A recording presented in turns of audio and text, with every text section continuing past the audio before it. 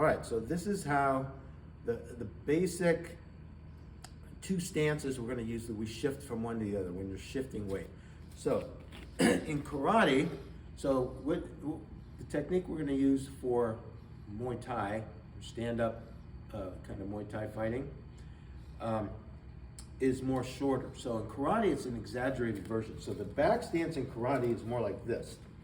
And it's 60-40, 60% on the back leg, 40% on the front leg. Taekwondo is a little more up like this. And it's a back stance because your weight is posted over your back leg so that you can easily lift your front leg up, okay? So in karate, the front stance is this. The karate stance is shoulder width, slide my right foot straight back like I'm on two railroad tracks. My feet are basically pointing straight forward. I keep my back leg straight, my front knee bent so that I can't see my toe. So this is the karate front stance, okay? And so it'll be like this.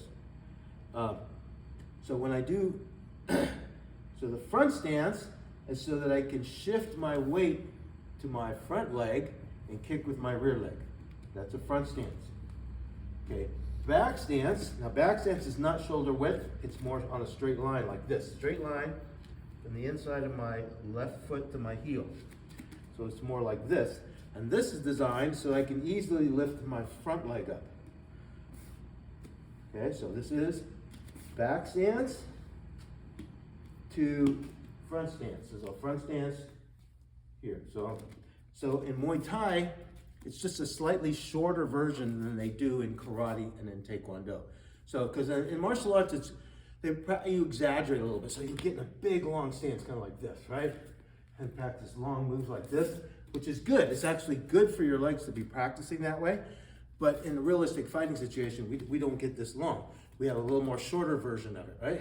So in Muay Thai or MMA or whatever kind of modified fighting martial arts you're doing, it's to be faster, you got to be a little more straight up.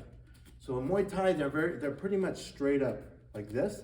They're not going to be long and wide because this is not mobile enough. You can't move quickly from a low stance.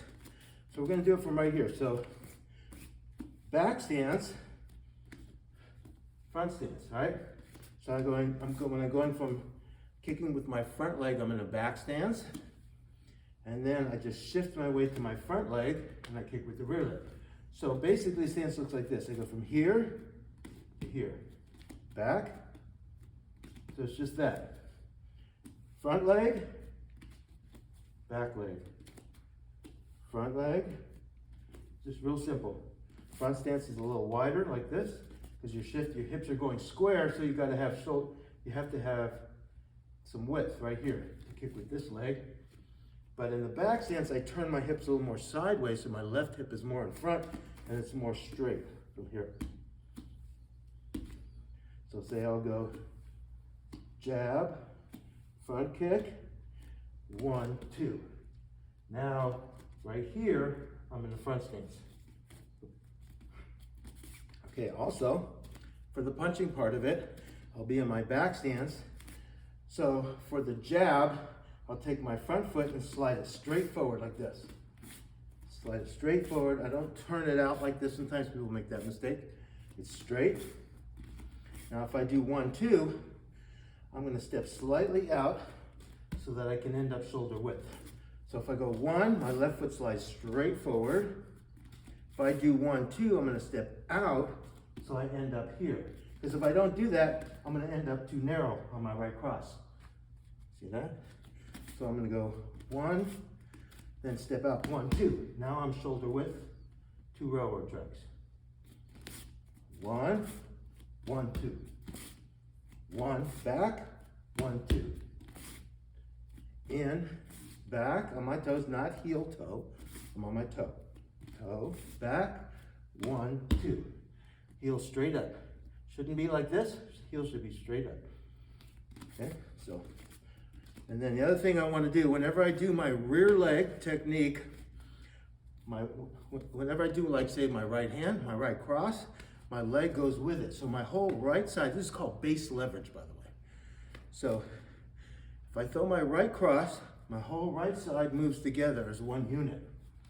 So this becomes the base and this becomes the lever. See, my whole right side's moving with my right cross. Then if I do the left hook, my right side becomes solid, becomes the base. Left side becomes the lever. My whole left side, shoulder, hip, and leg move together as one unit. Right cross, right side. Left side is the base. Now, right side is the base. Right side's the lever. Left side is the lever.